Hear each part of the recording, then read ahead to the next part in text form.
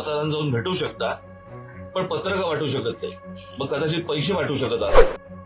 त्यांनी एक काहीतरी पाडू नावाचं एक काहीतरी मशीन आणलं. म्हणजे हे दाखवावं, सांगावं इथपर्यंत पण गेलेलं नाहीये निवडणूक आयोग. जे त्यांना हवंय ते करतायत.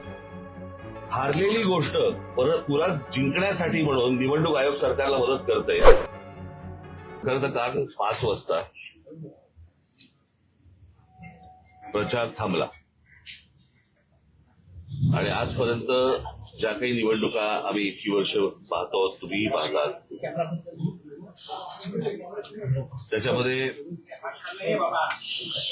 निवडणुकीचा प्रचार 5 वाजता संपल्यानंतर दुसरा दिवस रिकामा आणि त्याच्यानंतरच्या दुसऱ्या दिवशी मतदान, हे आतापर्यंतच्या निवडणुकीची प्रथा ही आजपर्यंत होती. या सरकारला काय हवंय याच्यासाठी म्हणून निवडणूक आयोग जे काही काम करतंय, याच्यामध्ये काल त्यांनी एक नवीन नोटिफिकेशन काढलं की आज मतदानाच्या आदल्या दिवशी तुम्ही 5 वाजेपर्यंत मतदारांना भेटू शकता. ही नवीन प्रथा, नवीन पद्धत कशी काय आली आणि कुठून आली ही काही कल्पना नाही. आणि आजच कशी अचानक आली, जी विधानसभेला का नव्हती, जी लोकसभेला का नव्हती, जी अगोदरच्या कुठच्याही निवडणुकांना का नव्हती, ही आत्ता कशासाठी आली. आणि त्याच्यात त्यांनी सांगितलं की तुम्ही मतदारांना जाऊन भेटू शकता, पण पत्रकं वाटू शकत नाही. मग कदाचित पैसे वाटू शकत आहात असं त्यांना म्हणायचं असेल. ही मुळात मुभा मिळाली का, दिली का, आणि हा कायदा बदलला का, हे नव्याने या सगळ्या गोष्टीच्या आणल्या जात आहेत. ह्या कशासाठी आणल्या जात आहेत? ह्याच्यातली अजून एक दुसरी गोष्ट, आता त्यांनी एक काहीतरी पाडू नावाचं एक काहीतरी मशीन आणलंय. Printing auxiliary display unit. हे कोणत्याही राजकीय पक्षाला सांगितलेलं नाही, कोणत्याही राजकीय पक्षाला दाखवलं नाही. मला असं वाटतं आता उद्धव ठाकरेंच्या पत्रावरती निवडणूक आयोगाला हे पत्र गेलेलं आहे की हे तुम्ही आम्हाला कधी दाखवलं नाही. हे नवीन काय युनिट आणलंय तुम्ही, हे लोकांनाही माहिती नाही, जनतेलाही माहिती नाही.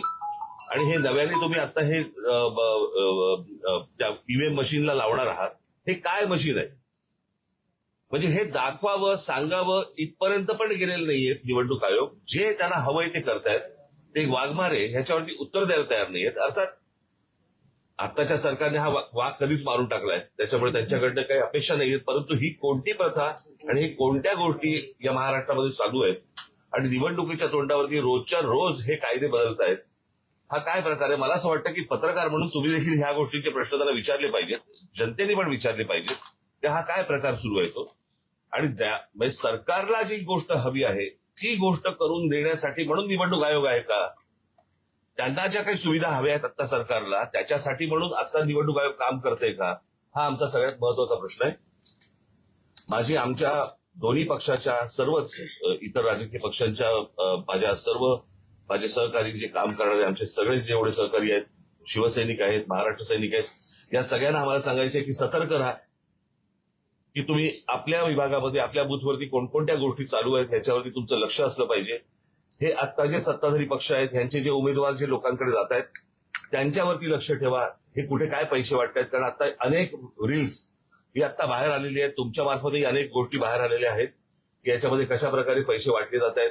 भारतीय जनता पक्षाच्या आणि शिंदेच्या त्या पॅम्पलेटच्या आतमध्ये 5-5 हजार रुपये टाकून ते पैसे वाटले जात आहेत. त्यातल्या आनंदाच्या अनेक काही गोष्टी आहेत की ज्याच्यामध्ये लोक नाकारतात पण आहेत. ही पण एक आनंदाची गोष्ट आहे. परंतु या सगळ्या गोष्टींसाठी हारलेली गोष्ट पुन्हा जिंकण्यासाठी म्हणून निवडणूक आयोग सरकारला मदत करतंय. हा आमचा निश्चित आरोप आहे निवडणूक आयोगावरती. आणि मला असं वाटतं की जनतेने आणि शिवसेना आणि महाराष्ट्र नवनिर्माण सेनेच्या पक्षातल्या सर्व आमच्या सहकाऱ्यांना, महाराष्ट्र सैनिकांनी आणि शिवसैनिकांनी सतर्क राहावं, एवढंच फक्त सांगण्यासाठी आज तुमच्या समोर आलो.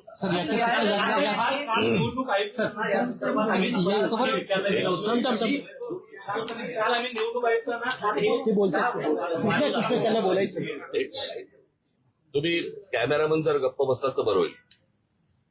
काल आम्ही निवडणूक आयुक्तांना हाच प्रश्न विचारला की तुम्ही 5 नंतर घरोघरी का प्रचाराला वेळ देत आहात.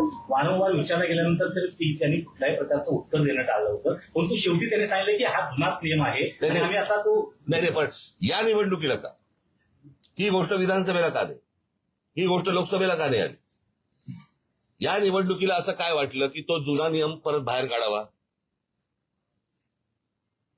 ईव्हीएम पण जुने आहेत. ईव्हीएम पण जुनी आहेत आणि हे जे काही नवीन मशीन आणतायत त्याच्यावरती त्यांचं असं म्हणणं आहे की ती ईव्हीएमची मशीन जुनी झाली आहेत म्हणून आम्ही त्याला एक युनिट लावतोय. इमर्जन्सी वापरलंय. इमर्जन्सी जी काय मशीन्स आहेत ती आम्हाला कोणाला माहिती पण नाहीये, तुम्हालाही माहिती नाहीये, लोकांनाही माहिती नाहीये हे काय आहेत ती मशीन्स. म्हणजे काय प्रकारचं राजकारण महाराष्ट्रामध्ये सुरू आहे आणि काय प्रकारच्या निवडणुका महाराष्ट्रामध्ये सुरू आहे. मला असं वाटतं की ही गोष्ट सर्वांनी लक्षात घेण्यासारखी आहे, घेतली पाहिजे आणि आमच्या लोकांनी सतर्क राहावं एवढंच फक्त मला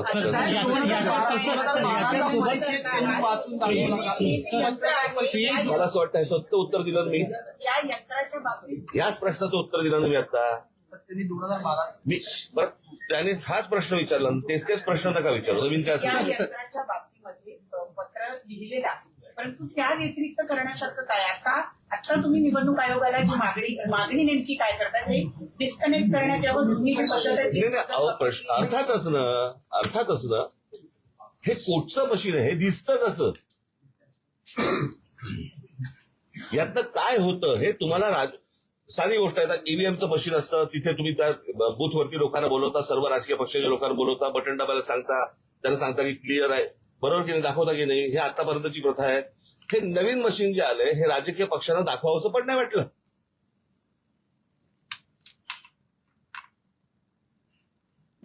ह्याच्यामधनं गडबड होणार नाही परत मतदानामध्ये, ह्याची गॅरंटी कोणी घ्यायची? इतकी बेबंदशाही चालू आहे. आम्हाला आज असं वाटलं म्हणून आम्ही आज असं केलं. ही कुठची लोकशाही चालू आहे? ही कोणत्या निवडणुका सुरू आहेत?